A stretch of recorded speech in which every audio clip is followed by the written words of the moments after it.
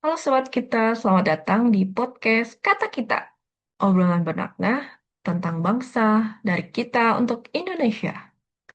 Hari ini saya nggak sendirian nih. Ada rekan-rekan saya, Kak Lintang, Kak Dea, Kak Sally, dan juga Kak Astrid. Kali ini nih kita lagi bahas topik yang lagi hot banget nih. Pada tahu nggak hashtag kabur aja dulu? Jujur deh, siapa di sini yang barusan kepikiran nih? Pengen desain terus pindah ke luar negeri? Waduh, langsung kena mental saya. Jujur ya, lihat berita gedebak-gedebuk negara yang bikin pusing akhir-akhir ini.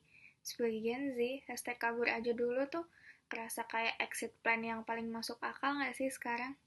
Aku sih so-so ya, coba deh jalan-jalan ke kota kecil di Indonesia atau ke pulau-pulau terpencil di Indonesia. Habis ngelihat pemandangan indah, tiba-tiba rasa cinta ke Indonesia itu muncul secara tiba-tiba. Setuju banget. Menurutku, fenomena kabur aja dulu ini sebenarnya adalah alarm.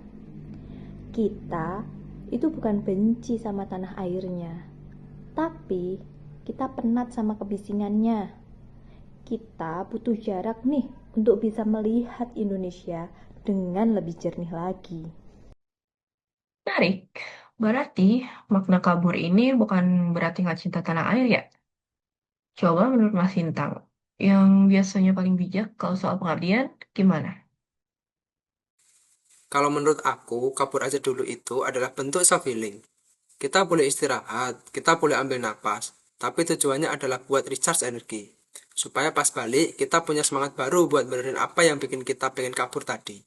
Nah, bukannya mengeluh sama keadaan aja, tapi kita sebagai CPNS, kita harus hadir dan membenahi rumah kita sendiri. Kita ubah pola lama yang kaku menjadi sistem yang solutif dan berdampak bagi masyarakat Indonesia. Tapi kadang susah loh mau cinta tanah air kalau kitanya sendiri lagi ngerasa kalah sama keadaan. Gimana caranya tetap nasionalis kalau lagi burn out? Hmm, mencintai tanah air itu kayak kita mencintai pasangan kita. Nggak selalu isinya pelangi terus. Kadang kita juga marah, kadang juga kecewa.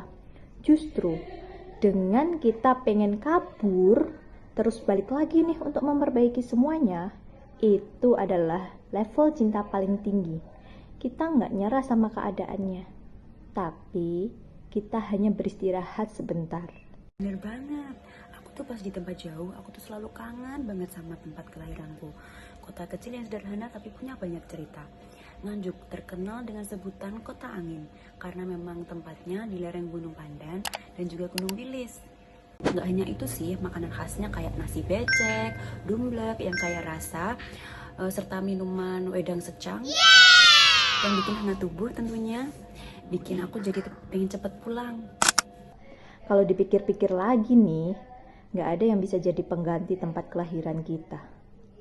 Kota Jogja yang dulunya pernah jadi ibu kota Indonesia dan sekarang menjadi kota istimewa, benar-benar penuh kenangan. Rasa rindu untuk kembali pasti selalu ada. Rindu dengan gudegnya, rindu dengan Malioboro-nya, bahkan dengan semua budaya yang benar-benar masih terjaga kelestariannya. Duh, jadi kangen pulang ke Kudus, apalagi bulan depan sudah Ramadan. Biasanya nih ada tradisi tuh namanya dandangan untuk menyambut bulan puasa. Yang pastinya ada pasar rakyat yang jual makanan khas kota Kudus seperti soto Kudus. Fun fact-nya nih, soto Kudus itu nggak pakai daging sapi loh, tapi pakai daging kerbau. Karena sejak zaman Sunan Kudus dulu melarang penyembelihan sapi untuk menghormati umat Hindu. Wah, sama. Di Klaten juga ada adat penyambutan Ramadan disebut padusan yang dilakukan di Umbul. Klaten memang terkenal sebagai kota sejuta mata air atau disebut Umbul. Jangan lupa, makanan khas yang terkenal sop ayam pakmin dan soto garing. Iya juga ya. Aku juga pernah kabur aja dulu dari Semarang buat ngerantau. Selalu ada rasa pengen pulang karena keinget makanannya sih. Makanan khas Semarang ada lumpia, yang merupakan hasil akulturasi Tionghoa sama Jawa. Selain itu, semua etnis bisa hidup berdampingan di Semarang, terbukti dari adanya Gereja Benduk, Kelenteng Sampokong, Masjid Agung Jawa Tengah, menjadi bukti perpaduan budaya yang indah. Semarang pelan-pelan bikin betah, makin lama tinggal juga makin terasa hangat. Itu yang bikin aku akhirnya balik ke Semarang. Tuh kan, tanpa sadar kita jadi mengungkap fakta betapa indahnya dan kayanya negeri kita ini. Jadi kesimpulannya nih, kabur aja dulu itu cuma koma, bukan titik. Sekarang, buat kita-kita nih yang lagi latsar, gimana sih cara konkretnya mengubah rasa ingin kabur aja dulu jadi ingin berkontribusi? Sederhana, mulai dari tugas kita. Kalau kita sebel sama birokrasi yang ribet, ya pas kita jadi ASN nanti jangan bikin sistem yang ribet. Kita jadi solusi supaya orang lain nggak ngerasa pengen kabur dari layanan publik kita. Itu cara paling nyata buat cinta tanah air. Wah, dapat banget sih poinnya. Jadi, kabur bukan karena kalah ya. Kabur buat ambil nafas, balik buat beraksi ya. Mantap, sobat kita. Ternyata cinta tanah air itu nggak harus kaku-kaku banget loh. Boleh banget kita ngerasa capek, ngerasa burnout, ngerasa sesak. Mungkin kita perlu healing sejenak, mengambil nafas. Tapi ingat, jangan lupa jalan pulang ya. Karena pada akhirnya, rumah terbaik untuk berkarya ya cuma di sini, di tanah air kita.